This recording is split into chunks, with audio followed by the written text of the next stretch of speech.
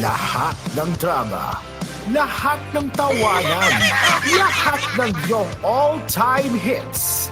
Ang tanging huntahan ng Masang Lamaw.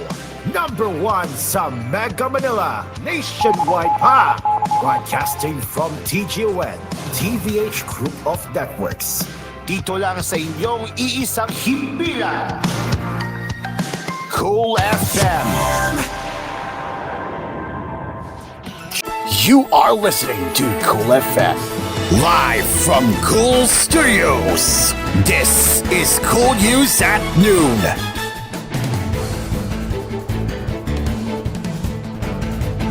Good afternoon and welcome to the program. It has been a very long time since we last did this. Where the heck have you all been? From the headquarters of Kool FM, I'm DJ Sen. We start today's broadcast with Speaker Ferdinand Martin Romualdez has assured the Philippine Air Force that the House of Representatives will continue to support its budgetary needs to modernize and enhance the country's defense capabilities. During the celebration of the PAF's 77th anniversary on Monday, the House Speaker said that improving the conditions experienced by airmen is part of the consideration in supporting the PAF's budgetary needs. He said that we are committed to providing the necessary legislative support to ensure that the modernization programs and welfare initiatives for our armed forces are fully funded and effectively implemented. He added that we will continue to work on policies that enhance our defense capabilities, improve the conditions of services for our soldiers, and ensure that the Philippines remain safe and secure. According to Romualdez, the House understands that defense capabilities are very important in the modern world.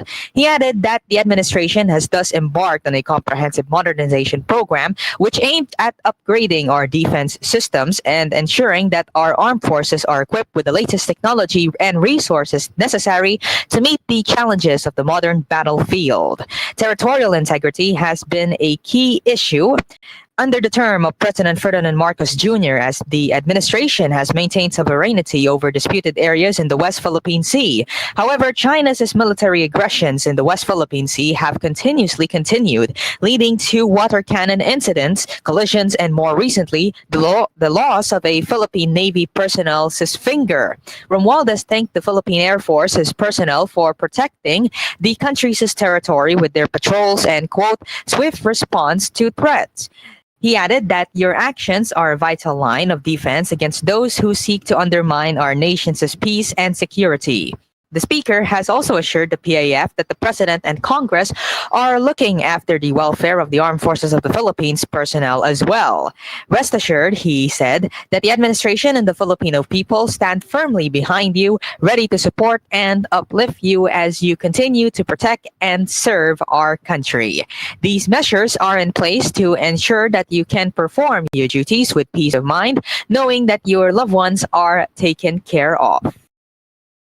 Aside from a quo warranto case, the Office of the Solicitor General will also file another petition against suspended Bamban Tarlac Mayor Alice Guo within the week.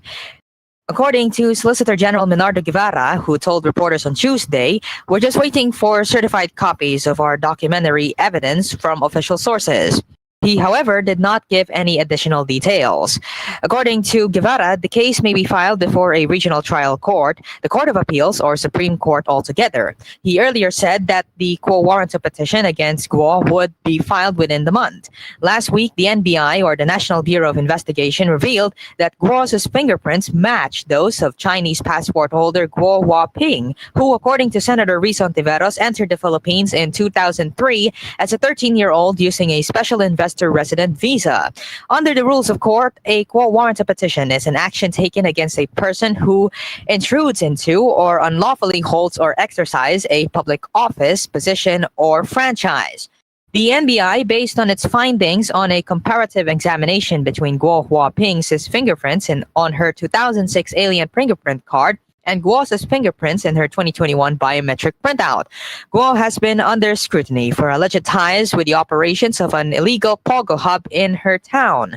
On June 21, the Presidential Anti-Organized Crime Commission filed a qualified trafficking charge against her and 13 others over the alleged involvement in a grand conspiracy to commit labor trafficking of around 500 foreign Pogo workers rescued during a raid in March of this year. Her baffling responses to senators' questions prompted speculations that she was a Chinese asset or a Chinese spy sent to infiltrate the government. Senator Sherwin Gatchalian, meanwhile, asked Guo to come clean and identify the big bosses of Pogos involved in criminal activities in the country. I urge her to come forward and cooperate with authorities and expose the main players of illegal and criminal offshore gaming operations. She can play a crucial role in exposing the truth and ensuring that those involved are held accountable, he said in a statement. In related news to Pogos, as President Ferdinand Marcos Jr. and his administration must state their stand on Philippine offshore gaming operators or Pogos amid calls to ban these in the country due to the social cost, according to two lawmakers who said on Tuesday. Senator Rizzo Hontiveros and Surigao del Norte 2nd District Representative Robert Ace Barbers on separate occasions said that the administration must break its silence about Pogos. As investigations showed that many Pogos are linked to human trafficking rings, kidnapping, prostitution, and even torture. Hontiveros said in Filipino during an interview on ABS-CBN news channels as Head Start, which is translated to English, I really don't know what he's waiting for, as PAGCOR said that Pogos are only generating 5 billion pesos despite their rosy promises before. They owe a lot in terms of taxes, and then when you put into the balance all the social and now political costs of Pogo, it seems that it does not have any benefit. It's only about the cost to the Philippines. Hontiveros also added if Marcos can talk about the West Philippine Sea, he should speak even more about Pogos. If he can unequivocally push back against China on the West Philippine Sea issue, why does it seem like he's dragging his feet when it comes to Pogo operations? Or is he waiting for better timing? Is he weighing on something? But there are already several Senate committee investigations done on it. So what is the president waiting for? Barbers echoed the same sentiments as well, where he added that the administration should already start talking about this. In January of last year, Marcos said that he was not rushing to ban Pogos despite suggestions by some groups, noting that the crackdown should be against illegal Pogos because legal operators pay taxes. In October 2022, then Press Undersecretary Cheloy Garafil said Marcos was closely monitoring issues on Pogos. However, last March 13, 371 Filipinos and 497 foreigners were rescued from illegal Pogo in Bamban and Tarlac, which was raided for alleged involvement in human trafficking. Baofu, which is the Land Development Incorporated, which currently owns the land where the raided Pogo sits. The DILG, or the Department of Interior and Local Government, said Baofu, as represented by Guo, who was president of the company, purchased 8 parcels of land in Bamban in February of 2019. There are proposals to ban Pogos in the country. Last June 11, Makabayan Bloc lawmakers filed House Bill number 10525, or the proposed Anti-Pogo Act of 2024, which seeks to revoke the licenses and ban future Pogos due to the social costs they bring. In other news now, as President Bongbong Marcos Jr. on Tuesday named Senator Juan Edgardo Sonny Angara, the senator, as the new education secretary, a day after the lawmaker indicated his willingness to accept the post if offered to him. He also told reporters in an interview that he would seek, quote, advice on how to do my job well from the cabinet, his colleagues in the Senate, experts in education, and my predecessors.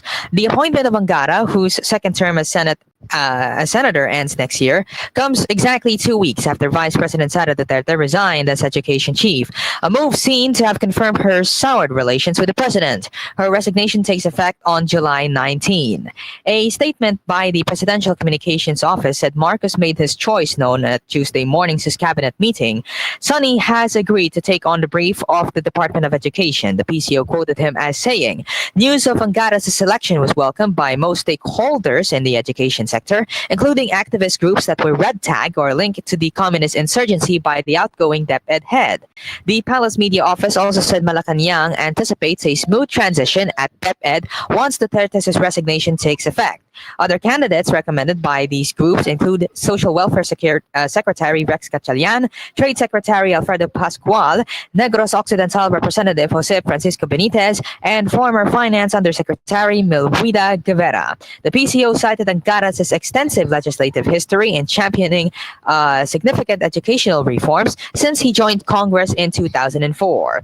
He was first elected Aurora representative in 2004, and by 2010, his last term in the House of Representatives, he headed the panel on higher and technical education. The son of the late Senate President and former University of the Philippines President Edgardo Angara and ex-Cultural Center of the Philippines Chair Gloria Manalang, Angara earned his law degree at the University of the Philippines, Master of Laws degree at Harvard University, and economics degree at the London School of Economics. His colleagues in the Senate already hinted at his impending appointment right before it was announced. Angara said he only received confirmation of his appointment moments before Marcos's announcement, where on Monday he told reporters he was open to being appointed to DepEd if given the trust by the president.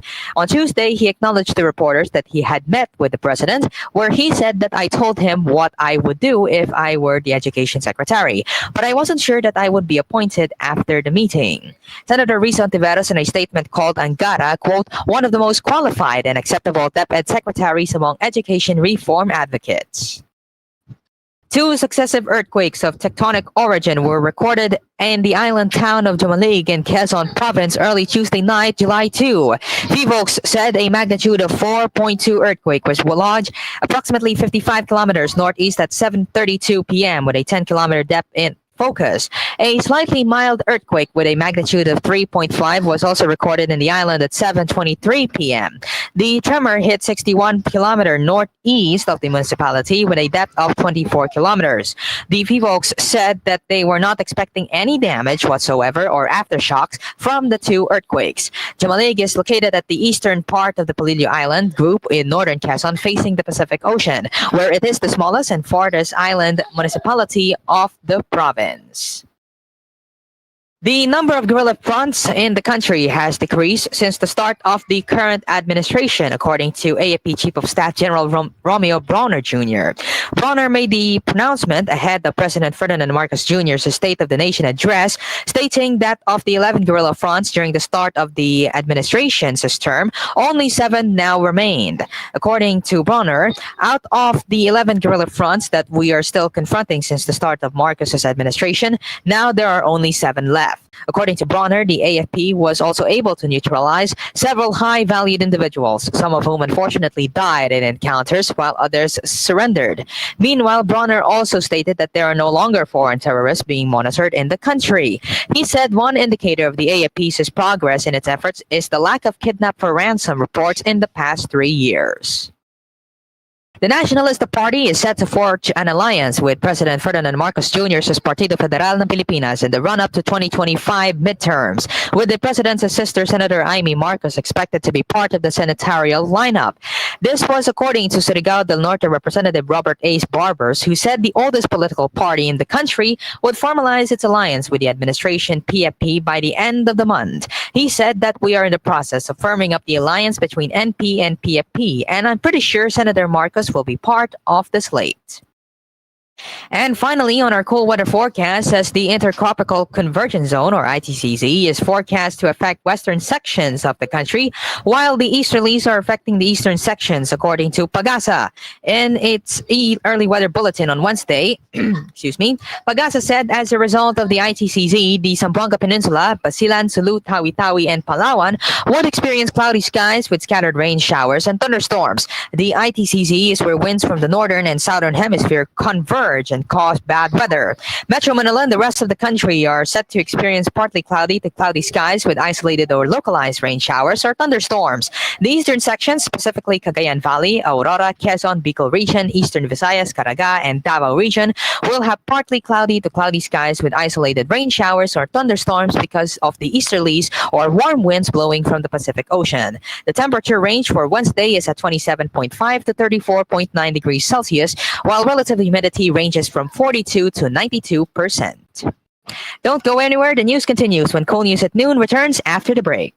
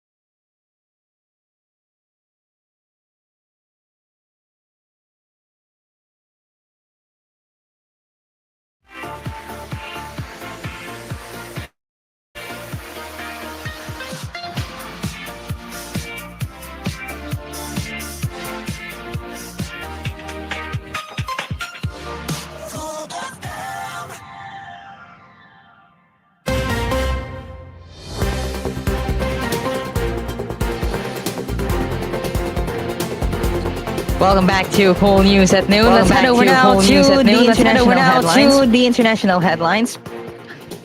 If you'll give me a moment, there is some echo right there. There is some echo right here. Let me fix this one here for a moment. Okay. So back to work now.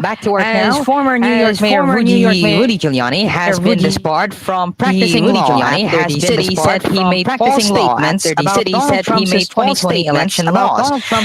The ex-federal prosecutor at Trump's advisors' name has been stricken from the role of attorneys and counselors at law in the state of New York.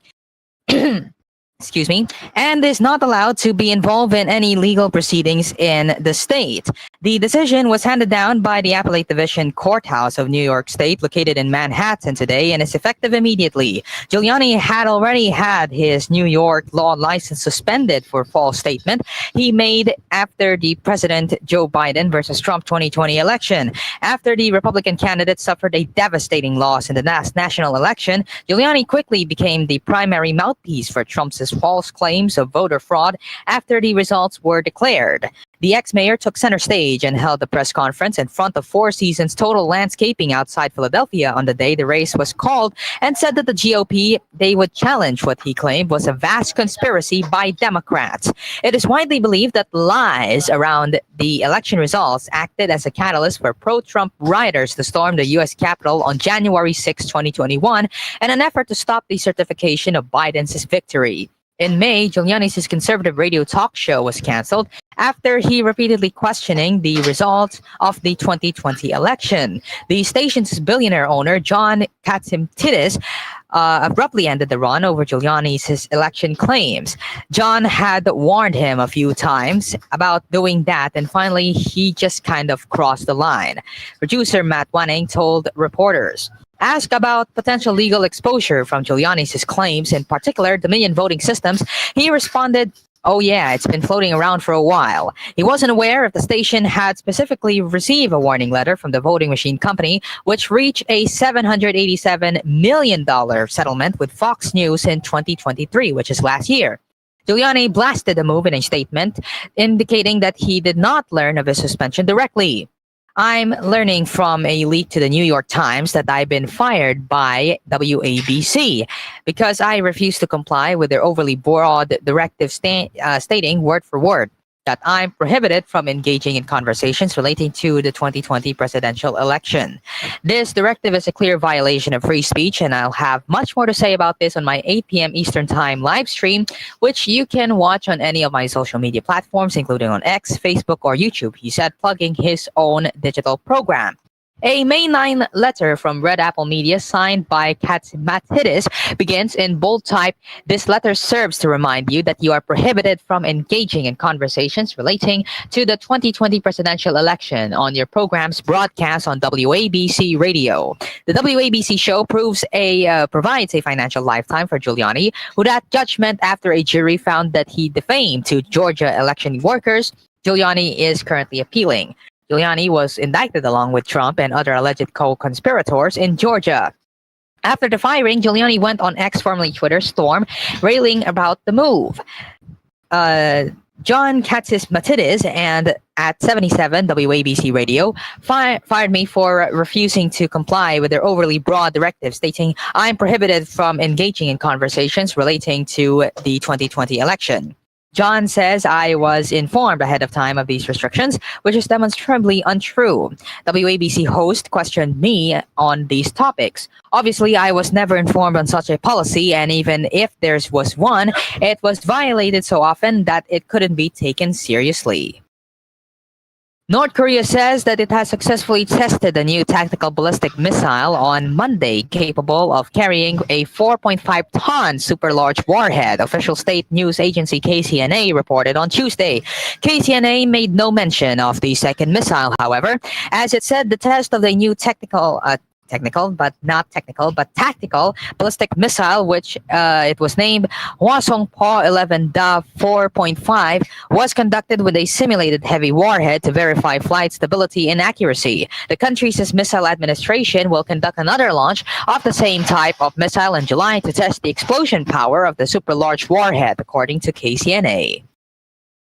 And finally, on the world of showbiz now, where Sue Ramirez admitted that she had to unlearn everything, quote unquote, in acting and singing, particularly in voice control, as she's set to make her theater debut in the Manila run of Little Shop of Horrors. In Little Shop of Horrors, Ramirez plays Audrey, an unlucky in love woman who is dating the abusive Oren. She had always been the girl of Seymour's dreams, which have been reciprocated all along. Audrey will be played alternately by Ramirez and Carril throughout the musical's run, where they have been paired up with Reb Atedero and Noy Volante, respectively. I think I had to unlearn everything. It's a totally different world out there, she said. But what I like about theater is that actors are tuned to make mistakes. Unlike on TV, she continued, it's fast-paced. You have to do everything in one take, which somehow proves your talent as an actor. But here, it's okay to make mistakes. Touching on the preparations for her role, Ramirez said being in theater is very technical, but she's grateful for the support and supporters of her co-actors who have always been generous with the tips to improve her performance. When you fall, many will help you. They will also share tips in helping and improving and making your performance beautiful. The rehearsals are really fun. We've been making mistakes and we're still working on it.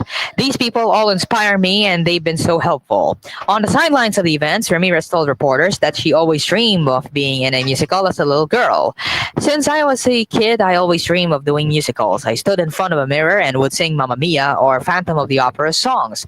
It's a huge honor for me to be cast. It's so nice that they open the doors to us TV and movie actors, and they're helping us. It talks a lot about self-love. You would realize that there are times when you would rely on other people to make you feel happy, even if you don't, and you can do it yourself.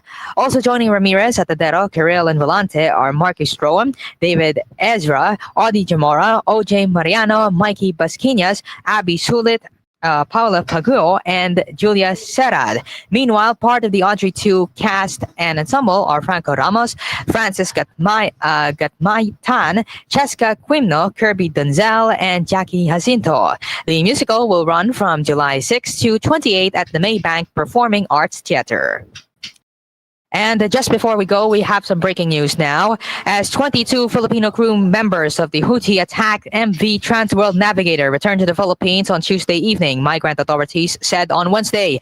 The Department of Migrant Workers and the Overseas Workers Welfare Administration welcomed home 10 of the distressed crew members at NAIA Terminal 3, where they arrived from Hong Kong via Cathay Pacific Flight CX-903. They were followed by 12 more seafarers who planned in shortly before midnight, according to OWA, where they were welcomed by OWA officials, where OWA also said that the new repatriees will receive financial assistance from the government. The first batch of 5 Filipino crew members of MV Transworld Navigator returned home last June 30, and the bulk carrier that had the 27 Filipino crew members was attacked by Houthi rebels while in the Red Sea last month, injuring one of them. And that is it for today here on koolNews at noon. For more news, updates, and information, keep it right here on Kool FM. From the station that cares for you, I'm DJ San. Until next time, hope you have yourselves a very good afternoon. Stay safe and take care. Stay strong, everybody, and goodbye for now.